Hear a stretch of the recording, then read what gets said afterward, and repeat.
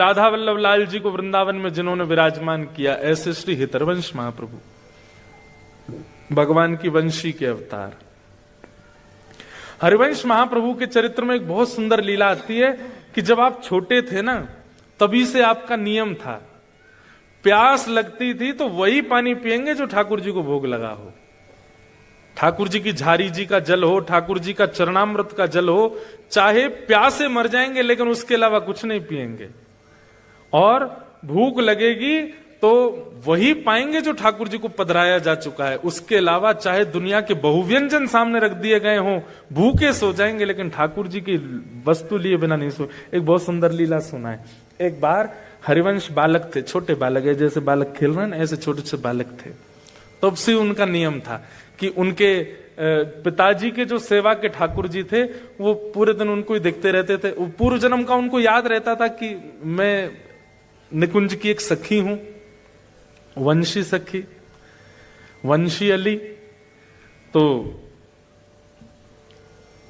अब बालक को तो कभी भी भूख लगाती है, तो हरिवंश महाप्रभु की माता जी को इतना भोग रखना पड़ता था ठाकुर जी के आगे कि बालक को कब भूख लगावे, और कुछ पाते ही नहीं थे ठाकुर जी के प्रसाद के अलावा।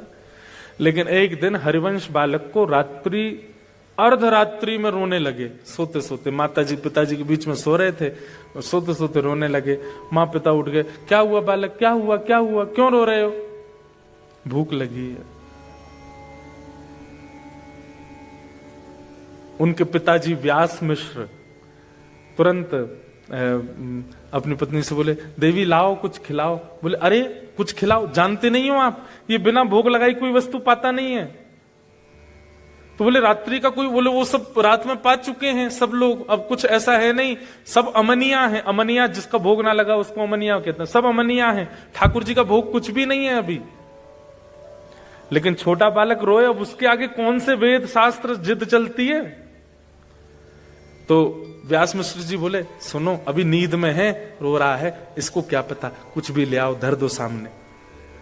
तो माता जी गई, कुछ ला करके हरिवंश बालक के आगे रख दिया। तो हरिवंश जी ऐसे लेकर के देखने लगे। तो माता पिता बोले, क्या देख रहे हो? बोले, इसका भोग तो लगा नहीं है। तो व्यास मिश्र जी बोले, तुमको कैसे पता कि भोग लगा कि नहीं? बोले, जब भोग लगता है तो मैं देख लेता हूं, ठाकुर जी की दतुइयां गड़ी होती हैं उस पर। मतलब सेवा व्यास जी करते हैं, उनको नहीं पता कि भोग में ठाकुर जी की दतुइयां गड़ी हैं। उनके बालक हरिवंश जी को पता है कि ठाकुर जी ने भोग लगाया कि नहीं। रोने लगे, रोते रोते। अब माता पिता चिंता में, रात में ठाकुर जी को थोड़ी उठाएंगे बालक के लिए, ठाकुर जी तो सो रहे हैं। लेकिन रुदन की आवाज हमारी किशोरी जी ने सुन ली। हमारी लाडली जी सेज सैया पर बेचैन हो गई। तो ठाकुर जी बोले, का भयो, सो काय कुनाए रही हो? अरे आपको आवाज नहीं आ रही? हरिवंश बालक रो रहा है। ठाकुर जी बोले, हाँ रो तो रो, काय को रो रहा है? बोले, इनको भूख लगी है, प्यास लगी है, और हमारे बिना भोग लिए कुछ पाते नहीं है। अब रात्रि में कुछ ऐसी सामग्री रखी नहीं, और आधी रात का समय, छोटा बालक, इसको कैसे मनाए? ठाकुर जी बोले, श्री जी रुको मैं कछु करूं। तो सेवा के ठाकुर जी प्रिया प्रियतम सचल हो गए, अंदर ही, मंदिर के अंदर ही छोटे छोटे स्वरूप सचल हो गए। और ठाकुर जी बिस्तर से उतर के गए, कहीं से जल लेकर के आए, आसपास जल रहता है ठाकुर जी का जारी जी में, जल लेकर के आए और श्री जी से बोले, किशोरी जी अपने पांव लटकाओ नीचे। तो जैसे सिंहासन से किशोरी जी ऐसे बैठ के पांव लटका रही हैं, इतने ही छोटे छोटे ठाकुर जी। और ठाकुर जी झारी जी के जल से किशोरी जी के चरण धो रहे हैं। हरिवंश बालक को पीने के लिए जल अमनिया कर रहे, जल को भोग बना रहे हैं ठाकुर जी कि वो वहां की प्यास बुझे। और फिर किशोरी जी से तो कहेंगे नहीं मेरे चरण धो, स्वयं बैठ के अपने चरण भी धो रहे हैं। दोनों के चरणों का जो चरणोदल था वो इकट्ठा कर लिया। और फिर बंटा भोग, रात्रि में ठाकुर जी के पास में कुछ भोग रखा जाता है, उसको लेकर के आए। और किशोरी जी तो बोले, लो पाओ, पूरा मत पइयो ने छोड़ दियो बालक को। किशोरी जी ने एक मुख लगा रही हैं, ठाकुर जी ने एक मुख लगा रहे हैं। मुख लगा करके सन्मुख पधरा दियो, और सन्मुख पधरा करके और कछु सामग्री भीतर से घेर दई। और तुरंत गेर के झटपट दोनों गए और रजाई ओढ़ के जैसे स्वरूप थे वैसे है कि सो गए। व्यास मिश्र जी को आवाज आई, बोले अरे ठाकुर जी के कक्ष से आवाज आ रही है।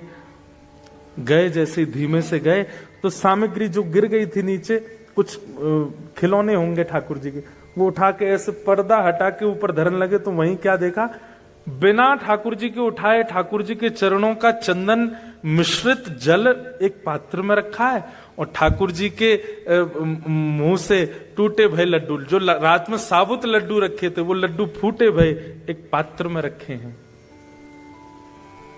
देख करके व्यास मिश्र जी समझ गए। क्या समझ गए? बोले ठाकुर जी को चिंता हो गई, बालक रो रहा है, तो अपने आप ही उठ के अपने पैरन को आचमन और भोग लगा के धर दियो है। लेकिन व्यास मिश्र जी बोले पूर्णता तो तब पता चले जब हरिवंश बालक देख ले भोग, उसको ही पता चलता है कि भोग लगा कि नहीं। लेकर के गए, लो बालक पाओ। तो हरिवंश जी ने जैसे ही देखा, हाँ ठाकुर जी का भोग लगाया, तुरंत पा गए। ठाकुर जी का चरणोदल ले लिया।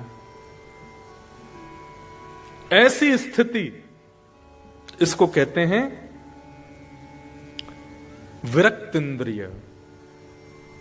जैसे आपकी जीव कैसी है इस वक्त, उसको छोले भटूरे का स्वाद पता है और वो उसी के स्वाद को याद करके आपको बेचैन करती है। छोले भटूरे चाहिए, छोले भटूरे चाहिए। आपकी जीव को स्वाद पता है पानी पूरी का, तो पानी पूरी का नाम लेते कईयों के तो मुंह में पानी आ भी गया होगा। आहा, खट्टा खट्टा पानी जब जीभ में जाएगा कितना सुख मिलेगा, आनंद आ जाएगा। लेकिन सख्य भाव जिसके अंदर होगा, ठाकुर जी के प्रति सख्य भाव जो रखता होगा, उसको बाह्य व्यंजनों का रस नहीं पता होगा। उसको पता होगा कि हमारे वृंदावन के श्री राधारमण लाल जी की कुलिया की प्रसादी, उसका नाम लेते ही मुंह में पानी आ जाए। श्री वृंदावन बिहारी लाल जी के सुबह की, अब आपने तो पाई नहीं होगी, सुबह सुबह बिहारी जी को पराठा भोग लगता है। हमारे बिहारी जी को इतना स्वादिष्ट पराठा, आहा। श्री राधा वल्लभ लाल जी की खिचड़ी, क्या कहने। मेरे तो मुंह में पानी आ गया भाई थे, मन कर रहा कल की फ्लाइट थी वृंदावन जाऊं, पा लूं। मतलब आपके टेस्ट बर्ड्स, आपकी दर्शन की स्थिति देख, अभी नेत्रों को क्या चाहिए? सुंदरता, उसका रूप, वहां के लोगों का रूप, या वहां का व्यू, या वहां का सीन, ऐसे देखने की इच्छा होती है। लेकिन नेत्र इतने सुंदर कंट्री में रहने के बाद भी व्याकुल किसके लिए? वृंदावन की कुंज गली देखनी है, उनको देखने के लिए। ये विरक्त इंद्रिय का लक्षण है। ये ठाकुर जी सखा मानेंगे तो ऐसी ही इंद्रियां होती चली जाएंगी। आप भगवत संबंधी वस्तु के अलावा किसी में आपको सुख मिलेगा ही नहीं। ब्याह में जाओगे, लड़का लड़की एक दूसरे को माला पहनाते, सब लोग आहा क्या राम सीता की सी जोड़ी, आपके मन में आएगा खाक राम सीता की सी जोड़ी। अभी आपने हमारे वृंदावन प्रिया प्रियतम, बसो मोरे नैननु में यह जोड़ी, बसो मोरे नैननु में यह जोड़ी। नव दुल्हे ब्रजराज सांवरो, नव दुल्हे ब्रजराज सांवरो, दुल्हन राधा गोरी, दुल्हन राधा गोरी, बसो मोरे नैननु में यह जोड़ी, बसो मोरे। हित हरिवंश करी न्योछावर, हित हरिवंश करी न्योछावर, चिरजियो यह जोरी, चिरजियो यह जोड़ी, बसो मोरे नैननु में यह जोड़ी, बसो मोरे नैननु में यह जोड़ी। तो हम क्या निवेदन कर रहे थे? सखा के 3 लक्षण होंगे। पहला विरक्त इंद्रिय, उसकी इंद्रियां केवल कृष्ण रस चाहती हैं। दूसरा प्रशांत, भगवान का सखा कम बोलने वाला हो, ज्यादा बोलने वाला नहीं, मतलब बाह्य चर्चा ज्यादा ना करे, कम बोले, थोड़ा मौन रहे, शांत रहे। ठाकुर जी को शांत व्यक्ति बहुत प्रिय है। ठाकुर जी को बोलने वाले प्रिय क्यों नहीं है? ठाकुर जी खुद ही बोलता रहेगा, मेरी सुने कोई ना। मुंह को तो सुनवे वारो चाहिए, जो खुद शांत रहे, मेरी सुने। हमारे ठाकुर जी बोलते क्यों नहीं है? हम बोलवे को अवसर ही नहीं दे रहे उन्हें, हम ही बोलते रहते हैं। तो प्रशांत आत्मा। और तीसरा जितेंद्रिय, अपनी इंद्रियों को जिसने वश कर रखा है, जीत रखा है, उसकी इंद्रियां अपनी इच्छा प्रकट नहीं करती, वो जो चाहता है इंद्रियां वही करें, ऐसी स्थिति जिसकी।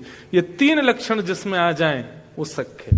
सखा ठाकुर जी का बनना है तो 2 ही उपाय हैं, या तो ये 3 लक्षण अपनाओ, या फिर गुरु के प्रति दास्य भाव रखो। गुरु कृपा करके ठाकुर जी को सखा बना देंगे।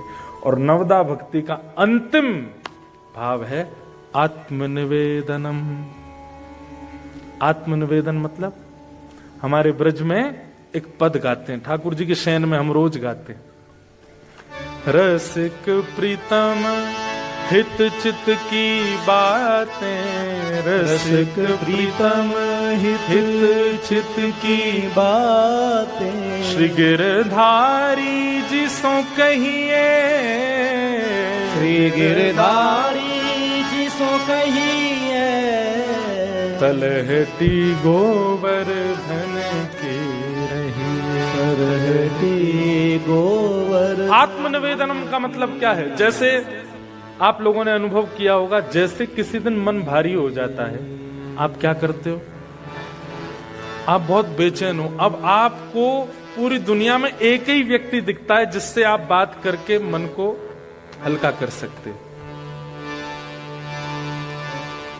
अब आप उसको फोन लगाते हो, उससे बात करते हो, अपनी पूरी बताओगे, आज मेरे साथ स्कूल में ऐसा हुआ, कॉलेज में ऐसा हुआ, या जहां भी जैसा हुआ, फिर मन शांत कर। पर आपकी स्थिति क्या हो जाए, आप अपने कॉलेज से, स्कूल से, जॉब से दौड़े सीधे घर के लिए, और तुरंत अपने ठाकुर जी के सन्मुख बैठ करके एकांत में और ठाकुर जी से अपनी सारी चर्चाएं। हमारे श्री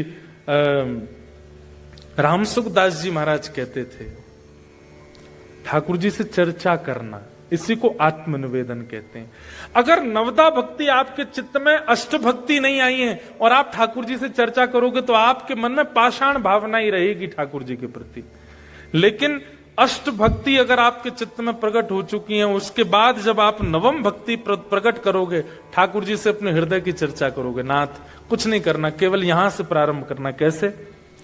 ठाकुर जी हम जा रहे हैं, सुबह ही बता दो कहां जा रहे हैं, जॉब पे जा रहे हैं, आज ऐसे ऐसे क्लाइंट्स आने वाले हैं। एक बात बताएं, घपला भी करने वाले हो ना, वो भी बता के जाओ। सही बता रहे हम। एग्जाम में चीटिंग भी करने वाले हो ना, तो वो भी बता के जाओ।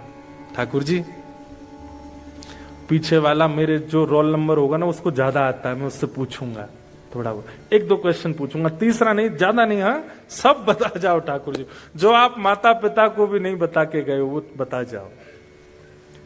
आपके जॉब से रिलेटेड हो, आपके कर्म से रिलेटेड हो, आपकी पढ़ाई से रिलेटेड हो, आपके संबंधों से रिलेटेड हो, आपकी दिनचर्या से रिलेटेड। आत्मनिवेदनम। आत्मनिवेदन के 2 भाव हैं। पहला भाव तो ठाकुर जी से चर्चा, पूरे दिन की बातें बता जाओ, आज क्या क्या करने वाले हो, और रात्रि में आकर के फिर पूरे दिन का फिर बताओ, आज क्या क्या किया, वहां गए थे, ऐसा हुआ, यहाँ पे हमको लॉस हो गया, उसने मेरे को ऐसा बोला, ऐसा हुआ, नाथ अब ये ऐसा ऐसा करके मैं आ गया, बाहर मैंने क्या खाया क्या पिया ये भी बता दो। हमारे श्री रामसुखदास जी महाराज सामान्य व्यक्ति नहीं थे। भारत की संत परंपरा के धरोहर यदि कहें तो कोई अतिशयोक्ति नहीं। वे कहते हैं कि अपने घर से जाते समय और घर को लौट के आते समय अपने ठाकुर जी से वार्ता जरूर किया करो, और एकांत में, किसी को पता ना चले। बोलो, एक दिन वो आपका नियम ऐसा बन जाएगा कि ठाकुर जी के सन्मुख जब आप आत्मनिवेदन करेंगे तो ठाकुर जी उसका प्रत्युत्तर भी दिया करेंगे।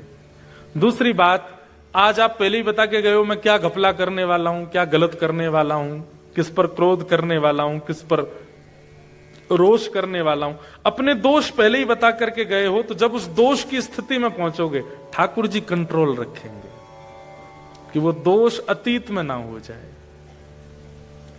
अर्जुन ने महाभारत युद्ध का विजय इसलिए बन गया क्योंकि वो एवरीथिंग क्लियर थी उसकी ठाकुर जी के आगे। ठाकुर जी को सब पता था। अर्जुन अपनी इच्छा से कुछ कर ही नहीं रहा है, पहले ही बता दे रहा है ठाकुर जी को, और फिर बताने के बाद ठाकुर जी से कहता है मैं ऐसा सोच रहा हूं, अब कंट्रोल आपके हाथ में। सेनयोर भयोर मध्य रथम स्थापयमेच्युत, मेरे रथ को ले जाइए बीच उभय सेना में ले जाकर खड़ा कर दीजिए, मैं ऐसा ऐसा करना चाहता हूं, बाकी इच्छा आपकी चलेगी। करिष्ये वचनम तव, आप जो कहोगे मैं वो करूंगा। आपने अपनी भावना बता दी, अब ठाकुर जी की जिम्मेवारी है उसमें क्या उचित क्या अनुचित ठाकुर जी करवाएंगे। ये आत्मनिवेदन है। आत्मनिवेदन का दूसरा रूप क्या है? ऐसी भावना चित्त में धारण करना कि ये देह केवल माध्यम है, इसके भीतर जो आत्मा बैठी है मुझे उसका उद्धार करना है। समझ रहे हैं मेरी बात को?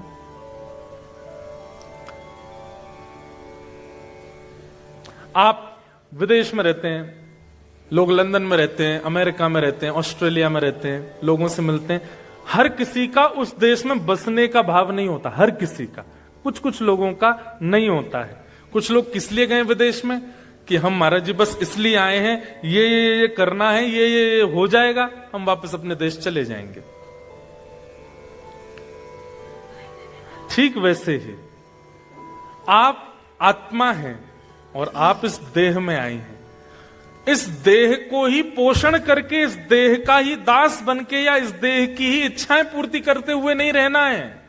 इस देह का माध्यम लेकर के श्री राधारमण की प्राप्ति करनी है, वो उद्देश्य है हमारा। क्योंकि हमें पता उनकी प्राप्ति के लिए देह ही है, इसी से ही कर सकते हैं हम। हाथों से करताल बजा के, पैरों से प्रदक्षिणा करके, नेत्रों से देख करके, कानों से सुन करके, मुख से गा करके, हृदय से सद्भावना रख के, बुद्धि से सत्क्रिया करके हमको केवल इस आत्मा को परम तत्व में विलीन करना है। इसको कहते हैं आत्मनिवेदनम। अपनी आत्मा का ठाकुर जी के प्रति, अभी तक आपने लड्डू निवेदित किया, भोग निवेदित किया, 56 भोग निवेदित किया, फूल माला निवेदित की, पर अब आत्मा निवेदित है। मैं आपका हूं, बस इसको आत्मनिवेदन कहते हैं। तो आत्मनिवेदन के दो स्वरूप हैं। एक स्वरूप तो चर्चा, वो भक्ति का स्वरूप है, और आत्मनिवेदन का दूसरा स्वरूप कल्याण का स्वरूप है। ठाकुर जी के सन्मुख ये भाव रखना कि नाथ, देह तो माध्यम है, वास्तव में इस देह के माध्यम से प्राप्ति आपकी करनी है आत्मा को। मैं तो इसका केवल सहारा ले रहा हूं, खा करके, देख करके, सुन करके, चल करके, फिर करके, बस। ये प्रवचन में तो अच्छी लगती हैं बातें, पर क्रिया में कोई नहीं करता। क्रिया में मत कीजिए। वहां आप जो कर रहे हैं वही कीजिए, जो खाना खाइए, जैसे, पर मन में ये बात रहनी चाहिए आपके कि देह से मैं खा जरूर रहा हूं, देह से मैं भोग जरूर रहा हूं, देह से मैं करता हूं, पर ये मेरा उद्देश्य है नहीं। उद्देश्य भगवत प्राप्ति, इसी को आत्मनिवेदन कहते हैं। ये आत्मनिवेदन के दो स्वरूप, श्रवणम कीर्तनम विष्णु, स्मरणम पाद सेवनम, अर्चनम वंदनम दास्यम, सख्य आत्मनिवेदनम। बोल वृंदावन बिहारी लाल की जय। नवदा भक्ति पर दिस वॉज द शॉर्टेस्ट प्रवचन। ये सबसे कम था। 9 दिन भी बोला जाए तो भी नवदा भक्ति पर कम होगा।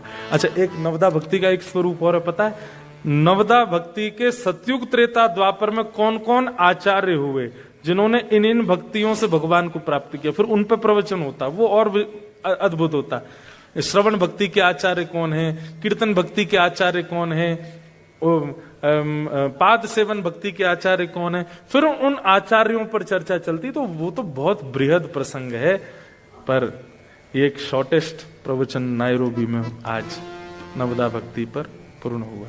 बोलो वृंदावन बिहारी लाल की जय। तो आप लोगों के हृदय में विराजमान ठाकुर जी से मेरी एक हम्बल रिक्वेस्ट है ये नवदा भक्ति के भाव, इनको केवल प्रवचन समझ करके मत जाइएगा, थोड़ा सा चिंतन कीजिएगा। और जैसा कि मैंने पहले दिन कथा में कहा था कि भारत में रहकर के भजने वाले को ठाकुर जी देखते होंगे, पर इतनी दूर रहकर के विपरीत अवस्था में रहकर के ठाकुर जी को भजने वाले को ठाकुर जी निश्चित देख के प्रसन्न होते होंगे।